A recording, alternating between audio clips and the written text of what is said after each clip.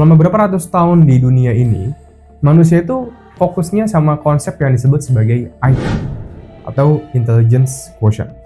Tapi kalau misalkan lo lihat dalam penelitian terbaru, terutama penelitian sosial, sebenarnya ada aspek lain yang bahkan 80% itu jauh lebih penting daripada IQ.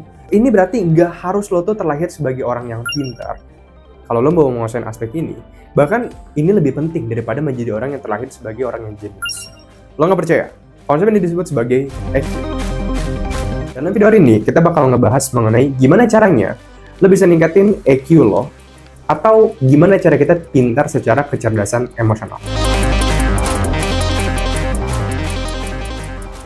Sebelum kita masuk ke dalam penjelasan apa itu EQ dan gimana cara kita bisa cerdas secara EQ.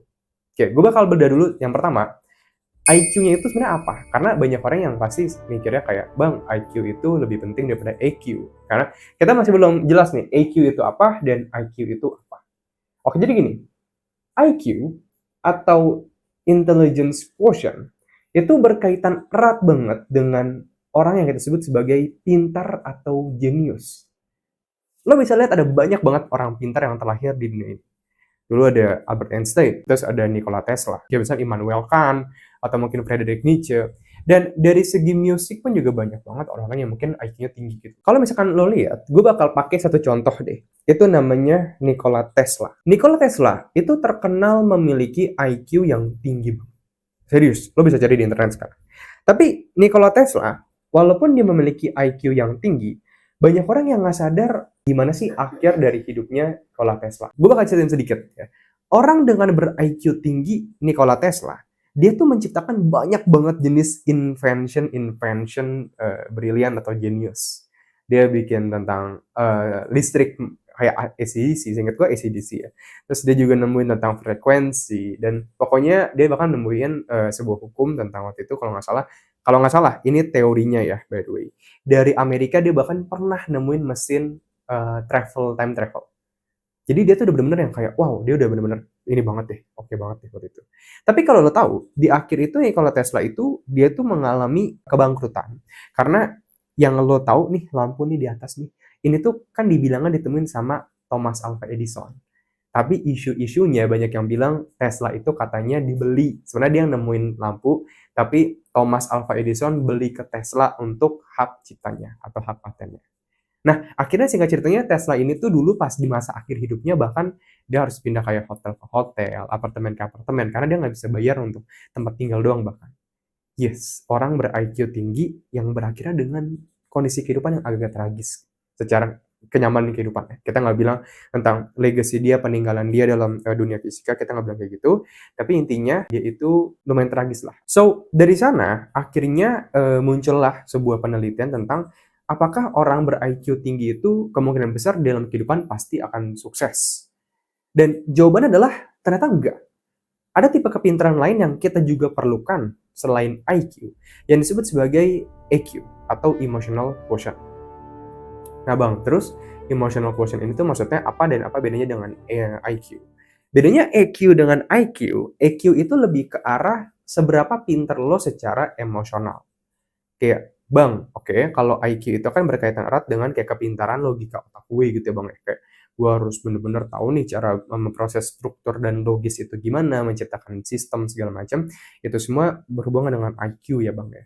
Kalau EQ itu kayak gimana Bang? Bukannya tentang kayak cepat tangkap informasi ke Bang, misalkan gue baca buku nih ya kan, atau gue nonton kursus lo 3 Hour Communication udah ngebantu 1.000 orang lebih gitu kan, gue bisa langsung paham isinya. Oke, bukan kayak gitu.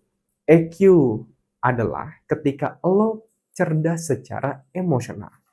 Oke Bang, berarti cerdas secara emosional itu maksudnya gimana? Satu, lo bisa lebih connect dengan orang-orang di sekitar lo. Lo bisa lebih memahami mereka, empati dengan mereka, lo bisa memahami apa yang mereka rasakan. Intinya lo peka dengan orang di sekitar lo.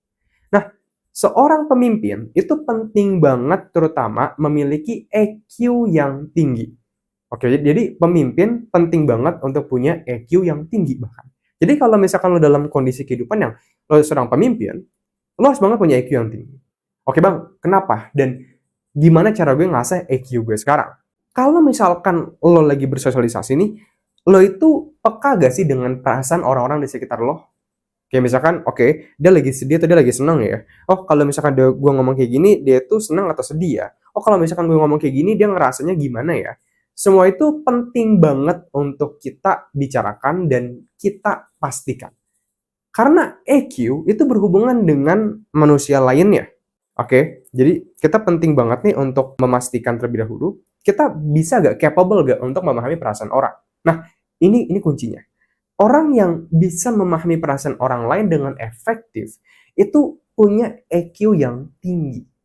Jadi, kalau IQ adalah lebih ke arah lo cepat dan mudah mencerna informasi, kalau EQ itu memahami perasaan orang lain.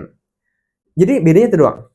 Kayak IQ itu memahami konsep dan menciptakan konsep dan teori segala macam. Kalau EQ, emotional quotient, itu lebih ke arah orang lainnya atau memahami hubungan dengan orang lain. Bang, kalau kayak gitu, gimana cara gue bisa menggunakan EQ ini dalam kehidupan sehari-hari gue? Menggunakan EQ dalam kehidupan sehari-hari itu sebenarnya cukup mudah dan cukup simpel. Ada 3 hal yang utamanya bisa lo praktekkan. Satu, itu dengan ngelakuin sebuah kegiatan atau proses yang namanya active listening. Sama dengan IQ. IQ itu kan ibaratnya lo tuh bisa menggunakannya dengan cara memikirkan konsep, atau mungkin lo dengan cara belajar sebuah konsep. Jadi lo mencerna informasi, lalu lo proses dalam struktur pemikiran lo, dan lo menciptakan hasilnya. Input, process, and output. Itu konsep dalam IQ-nya tuh. Proses berpikir kitanya. Tapi kalau emotional quotient, itu lebih ke arah lo itu bisa terhubung dengan orang-orang di sekitar lo dulu. Jadi active listening ini fungsinya adalah agar lo bisa terhubung dulu nih dengan orang-orang di sekitar lo. Oke, nah bang, gimana cara gue ngelakuin active listening? Simple, dengan benar-benar mendengarkan, tanpa dengan tujuan kayak mendengarkan untuk nanti ngadu nasib lah, atau mungkin mendengarkan untuk menjawab lah, atau mungkin mendengarkan untuk gimana. Intinya, lo mendengarkan full ke orang tersebut, memberikan perhatian lo full ke dia. Nah itu namanya active listening. Beda cuma dengan sekedar mendengarkan secara pasif aja. Oke, kalau mendengarkan secara pasif itu cuma kayak udah gue dengerin masuk kuping kiri keluar kuping kanan gitu loh. Nah itu ya, ngelakuin active listening. Yang kedua, selain dari ngelakuin active listening adalah untuk lo bisa meningkatkan kecerdasan EQ lo atau emotional lo juga bisa dengan mempraktekkan sebuah metode yang gue sebut sebagai pengubahan perspektif. Pengubahan perspektif adalah dengan cara lo itu menempatkan posisi lo itu dalam perspektif orang lain. Kayak misalkan lo itu ibaratnya yang awalnya nih lo di posisi lo mikir kayak orang lain tuh kayaknya gini. Nah, coba sekarang lo tempatkan posisi lo dalam sepatu orang lain. Sebagai contoh sedikit ya. Misalkan orang lain itu yang lo lagi mau bicarakan adalah tentang pasangan lo.